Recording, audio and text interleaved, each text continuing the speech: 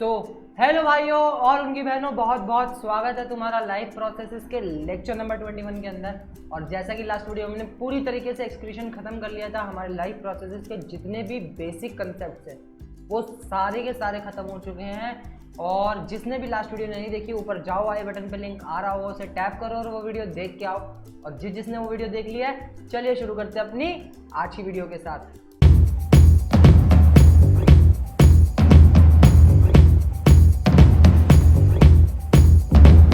यार अब तुम बोलोगे न्यूट्रिशन खत्म, रेस्पिरेशन खत्म, ट्रांसपोर्टेशन खत्म, एक्सक्रीशन खत्म, अब बचा क्या है चैप्टर के अंदर पढ़ने के लिए। ये चैप्टर इतना लंबा टिक क्यों रहा है? चैप्टर सही में लेंदी है, टिकेगा ही टिकेगा इतना लंबा। अब हम लोग आज चैप्टर की लास्ट वीडियो करने लगे हैं। तुम्हारे इस चैप्टर के एंड में ना एक ऑरेंज कलर का छोटा सा ब्राउन बॉक्स होगा हेमोडायलिसिस टॉपिक का। आज हम लोग उसी हेमोडायलिसिस को कवर करने लगे हैं। तुम्हारी स्क्रीन पे हेमोडायलिसिस आ चुका होगा। अब क्या है क्या नहीं उसको जानने की कोशिश करते हैं। उससे थोड़ा सा पहले ये समझने की कोशिश करो, अगर मैं तुम्हें सुबह से लेकर शाम तक बिठा दूं कि भाई पढ़ पढ़ पढ़ पढ़ पढ़ पढ़ पढ़, तुम्हारी हालत खराब हो जाएगी, तुम्हारी हालत खराब हो जाएगी। मैं सुबह से लेके, यार फोन में किसी को क्या ही दिक्कत होगी, मैं अगर ला करके किसी हाथी को किसी टेबल के ऊपर बैठा दूं, तुम कहोगे हाथी लाएगा कैसे तू। मैंने कहा है मान लो वाले बड़े पे ध्यान दो, ठीक है। मैंने ला करके हाथी बिठा दिया किसी टेबल के ऊपर, क्या वो टेबल टूट जाएगी? फेविकॉल की थोड़ी बनी, टूट जाएगी। फेविकॉल का जोड़ टूटता नहीं। मान लो फेविकॉल से नहीं बनी और वो टेबल हाथी के बाहर से टूट जाएगी, मजाक से हट करके हाथी के बाहर से कोई भी टेबल टूट जाएगी।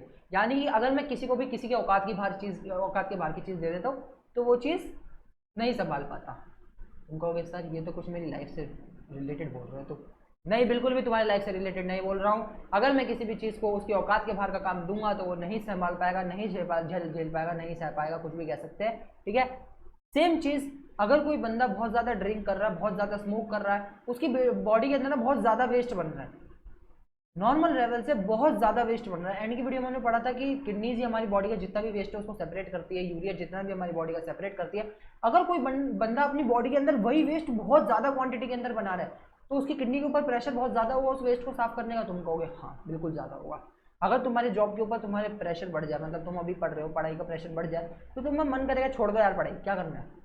किसी जॉब करने वाले बंदे के ऊपर जॉब का प्रेशर बहुत बढ़ जाए तो वो कहेगा छोड़ दो यार, क्या करना है जॉब करके। सेम चीज़ अगर किडनी के ऊपर वो यूरिया को सेपरेट करने का प्रेशर बहुत बढ़ जाता है ना, अब बॉडी के अंदर इतना सारा वेस्ट उसको सेपरेट करना है तो किडनी उस चीज़ को नहीं सह पाती और हमारा किडनी फेल हो जाता है। हमारी जितनी भी दोनों किडनीज है वो दोनों की दोनों किडनीज फेल हो जाती है। जितने भी किडनी फेलियर्स है उनको बहुत सारी दिक्कतों का सामना करना पड़ता है। उनके अंदर का फिर जितना भी वेस्ट है वो क्लीन हो ही नहीं पाता। अब तुम देखोगे जरूरी नहीं है कि दोनों किडनी फेल हो, किसी किसी की एक किडनी भी फेल होती है। जिनकी एक किडनी फेल होती है वो दूसरी किडनी के जोर पे अपनी ज़िंदगी निकाल सकते हैं।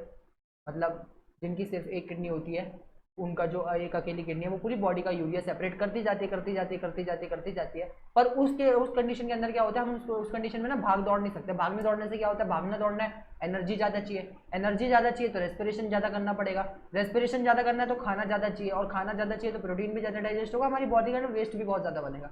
उस कंडीशन के अंदर भागने दौड़ने के समय में हमारी बॉडी के अंदर वेस्ट बहुत ज़्यादा बचता है, तो हमारी किडनी को भी एक वेस्ट वो जल्दी जल्दी सेपरेट करना पड़ेगा। तो एक किडनी अकेला इतना सारा वेस्ट सेपरेट नहीं कर सकती। इसीलिए जितने भी एक किडनी होल्डर्स होते हैं, जिन बंदों के अंदर सिर्फ और सिर्फ एक किडनी होती है, उनको भागने दौड़ने के लिए या कोई भी भारी काम करने के लिए, कोई फिजिकल ज़्यादा एक्सट्रीम फिजिकल एक्टिविटी करने के लिए मना किया जाता है, ताकि उनकी बॉडी के अंदर वेस्ट कम से कम बने और उनकी किडनी पे ज़्यादा प्रेशर ना पड़े। क्योंकि अगर एक अकेली किडनी पे भी प्रेशर पड़ेगा तो उसके भी फेल होने के चांसेस बढ़ जाते हैं। लेकिन उनका क्या, जिनकी दोनों किडनी फेल हो चुकी है, उनके ब्लड को साफ करने की जिम्मेदारी कौन उठाएगा? कौन होगा जो उनके ब्लड को साफ करेगा? तो यार हम करेंगे। आर्टिफिशियल तरीकों से हम लोग किडनी का काम करते हैं, ब्लड में से यूरिया को सेपरेट करते हैं, और जिस प्रोसेस के थ्रू सेपरेट करा जाता है उसको कहा जाता है हेमोडायलिसिस, या तुम इसको नॉर्मल डायलिसिस भी कह सकते हो, हेमोडायलिसिस भी कह सकते हो, ठीक है। अब ये डायलिसिस क्या होता है, कुछ कुछ पेशेंट्स के अंदर जिनके अंदर किडनी नहीं होती, kidney failure patients have not any source to excrete urea, उनके अंदर कोई भी ऐसा सोर्स नहीं है जो यूरिया को उनकी बॉडी से बाहर निकाल पाए। किडनीज पहले निकाल लेती पर अब किडनी तो दोनों फेल हो चुकी है उसके दुष्कर्म की वजह से। क्या हिंदी बोली मैंने, दुष्कर्म, ठीक है। तो हम लोग किसका यूज करते हैं, हम लोग हेमोडायलिसिस का यूज करते हैं। Hemodialysis is a process for separating substance from a liquid, मतलब किसी भी लिक्विड के अंदर से किसी सब्सटेंस को हटाना। मेनली हम लोग किस लिए यूज करते हैं, specially for taking waste substances out of the blood of people with damage kidney. उन बंदों के ब्लड से वेस्ट निकालने के लिए यूज किया जाता है जिनकी किडनीज डैमेज हो चुकी है। तुम चाहो तो एक बार को यहाँ ना लिखो, अ प्रोसेस फॉर सेपरेटिंग सब्सटेंस, या तुम यहाँ पे लिख सकते हो, ये चीज काट दो,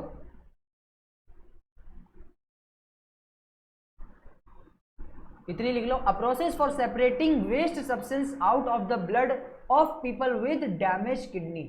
एक ऐसा प्रोसेस जिसको हम लोग किस लिए यूज करते हैं, वेस्ट सब्सटेंस को एक्सक्रिएट करने के लिए, किसके अंदर से, ऐसे लोगों के ब्लड से जिनकी किडनी डैमेज हो चुकी है। क्योंकि पहले उस वेस्ट को निकालने का काम किडनी करती थी, पर अब किडनी नहीं है तो वो काम हमें करना पड़ेगा, किस प्रोसेस के थ्रू, हेमोडायलिसिस के थ्रू। लेकिन ये हेमोडायलिसिस होता कैसे है, ये तो जान लिया क्यों होता है, और ये तो जान लिया क्यों होता है और क्या होता है, ये नहीं जाना कि होता कैसे है।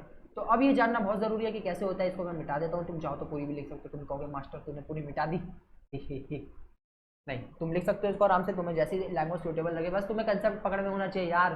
कंसेप्ट को पकड़ो, आंसर तुम्हारे पीछे झक मार के आएगा, ठीक है। अब क्या होता है, तुम्हें याद होना चाहिए, लास्ट वीडियो के अंदर हमने पढ़ा था, हमारी किडनी के अंदर जितना भी इम्प्योर ब्लड होता है वो लेके आती है रेनल आर्टरी, यानी कि हमारी आर्टरीज के अंदर हमारा इम्प्योर ब्लड फ्लो करता है जिसके अंदर यूरिया होता है। अब क्या हुआ, हमारे हाथ पे भी ना आर्टरी होती है। अब हम लोग क्या करते हैं, एक पिल लाके, एक इंजेक्शन लगा के हमारी आर्टरी पे लगा देते हैं, और उस इंजेक्शन के थ्रू जितना भी इम्प्योर ब्लड होता है वो हमारी बॉडी से बाहर खींच लिया जाता है। ये हम लोग डायलिसिस का प्रोसेस पढ़ रहे हैं कैसे होता है। जितना भी इम्प्योर ब्लड है ना वो हमारी बॉडी के बाहर खींच लिया जाता है, खींच लिया जाता है। अब वो इम्प्योर ब्लड हमारा सारा का सारा कहाँ जाता है, हमारे डायलिसिंग चैम्बर के अंदर। किसके अंदर, डायलिसिंग चैम्बर के अंदर, या इसको हम लोग डायलिसर भी कहा जाता है, ठीक है। तो हम लोग डायलिसर भी कह सकते हैं और इसको डायलिसिंग चैम्बर भी कहा जाता है। इस डायलिसिंग चैम्बर के अंदर क्या होता है, इस डायलिसिंग चैम्बर के अंदर उस ब्लड से जितनी भी इम्प्योरिटीज है उसको सेपरेट कर लिया जाता है, और उन इम्प्योरिटीज के सेपरेट होने के साथ साथ कुछ कुछ फ्रेश प्योरिटीज भी डाली जाती है ताकि उस बंदे का जो ब्लड है वो हेल्दी रहे, ठीक है। और साथ ही साथ एंड में क्या होता है, जितना भी हमारा वेस्ट प्रोडक्ट नहीं, जितना भी हमारा वेस्ट प्रोडक्ट सेपरेट होके प्योर ब्लड बचा है, वो प्योर ब्लड एक इंजेक्शन के थ्रू हमारी वेन्स तक पहुंचा दिया जाता है, ठीक है। अब क्या हमारा इम्प्योर ब्लड प्योर ब्लड हो गया, बिल्कुल का हो गया। ये डायलिसिस के अंदर क्या हुआ क्या नहीं वो तुम्हारे कोर्स में नहीं है, बिल्कुल भी नहीं है, ठीक है। यहाँ से बस एक वेस्ट को निकाल लिया जाता है, इस वेस्ट को कहा जाता है डायलिसिंग लिक्विड या डायलिसिंग फ्लूइड या डायलिजर, कुछ भी कह सकते हो, डायलिजेट, या डायलिसिंग लिक्विड, डायलिसिंग फ्लूइड, कुछ भी कह सकते हो, जिससे इस वेस्ट को सेपरेट किया गया, ठीक है।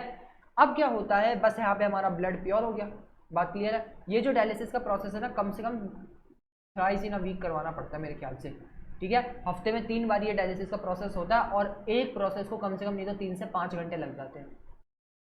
एक प्रोसेस को 5 घंटे, हफ्ते में 3 बारी वही प्रोसेस कराने हैं, यानी कि हफ्ते में 15 घंटे उसके अंदर लग गए। अप्रॉक्स मान ले तो हमारे 24 घंटे, यानी कि पूरा एक दिन डायलिसिस करवाने में चले जाता है हफ्ते। और साथ ही साथ तुम्हें एक और बात बताऊं कमाल की, ये डायलिसिस, ये जो जिनकी किडनी फेल हो जाती है उनके लिए चीज़ कितनी खतरनाक है। तुमने ये याद होगा, जब हम लोग, हमारे जो नेफ्रॉन है, जब वो वेस्ट को सेपरेट करता था तो उसके साथ साथ कुछ कुछ काम की चीज़ें भी निकल जाती थी, जैसे अमीनो एसिड हो गया, जैसे हमारा ग्लूकोज हो गया, लास्ट वीडियो में पढ़ा था हमने ये, ठीक है, वाटर हो गया, और साथ ही साथ हमारा यूरिया हो गया। लेकिन हमारी बॉडी के अंदर किडनी क्या करती थी, इन दो चीज़ों को दोबारा से एब्जॉर्ब कर लेती थी, क्योंकि ये चीज़ हमारी बॉडी के काम की है। सेम चीज़ जब हम लोग डायलिसिस करते हैं ना, तो कुछ कुछ न्यूट्रिएंट भी हमारी बॉडी से सेपरेट हो जाते हैं, जैसे अमीनो एसिड, ग्लूकोज, ये सब के सब हमारी बॉडी के अंदर से सेपरेट हो जाता है। लेकिन लेकिन लेकिन हमारी बॉडी के अंदर ये चीज़ रीअब्जॉर्ब हो जाती थी किडनी में, यहाँ पर नहीं होती। ये वेस्ट के साथ ही हमारे जितने भी काम की चीज़ होती है ना वो हमारे साथ चली जाती है। यानी कि जितना न्यूट्रिशन हम लोग लेते हैं ना, वो डायलिसिस के टाइम पे किसी ना किसी तरह कुछ ना कुछ करके वो बॉडी के बाहर से निकल जाता है। सारा नहीं, लेकिन बहुत मोस्ट ऑफ द जितना भी होता है आधे से ज़्यादा निकल जाता है। इसी वजह से जो डायलिसिस के पेशेंट होते हैं ना, उनके अंदर कमजोरी आती है, क्योंकि उनके वेस्ट के साथ साथ डायलिसिस के प्रोसेस के दौरान उनके न्यूट्रिएंट्स भी बाहर निकल जाते हैं, और उनको तो दोबारा भेजा नहीं जा सकता, दोबारा रीअब्जॉर्ब करा नहीं जा सकता। हमारी किडनी कर सकती थी, ये नहीं कर सकते। इसलिए कहते हैं कि से नो टू स्मोक, से नो टू ड्रंक, जब कभी दारू और सिगरेट नहीं पीनी चाहिए, बहुत खतरनाक है हमारे लिए, कमजोरी आ जाती है। और तुम्हें पता है धीरे धीरे ये भी नहीं है कि हम लोग डायलिसिस से बंदे को वो लाइफ टाइम जिंदा रख सकते हैं, लाइफ टाइम जिंदा नहीं रखा जा सकता, क्योंकि उसके अंदर ये फिर न्यूट्रिएंट्स की कमी होने लग जाती है ना, तो वो खुद पे खुद मरने लग जाता है, मतलब कमी आ जाती है, थोड़ा कमज़ोर सा हो जाता है। और ये तो खैर छोड़ो, हम तो ऐसा कुछ करते नहीं, हमारी किडनी बिल्कुल ठीक है। और इसी बात के साथ हम लोग आज की वीडियो को ख़त्म करते हैं। बहुत बड़े वाला धन्यवाद, शुक्रिया, थैंक यू। और कोई वर्ड हो तो तुम्हें पता हो तो कमेंट सेक्शन में बता देना, ठीक है। और ये 3 लेके जाओ। बहुत बहुत शुक्रिया जो तुमने पूरा का पूरा चैप्टर हमारे से ख़त्म करा, एंड की पीपीटी तक आए, एंड की स्लाइड तक आए। और जिस भी बच्चे को मैथ्स पढ़नी है वो नीचे जाओ, चैनल को विजिट करो। शेम भाई बहुत अच्छी अच्छी मैथ्स की वीडियोस डाल रहा है, ऐसी आग लगाते रहो, फोड़ते रहो। तुमसे मिलता हूँ मैं अगले चैप्टर के साथ, और तब तक के लिए बाय बाय।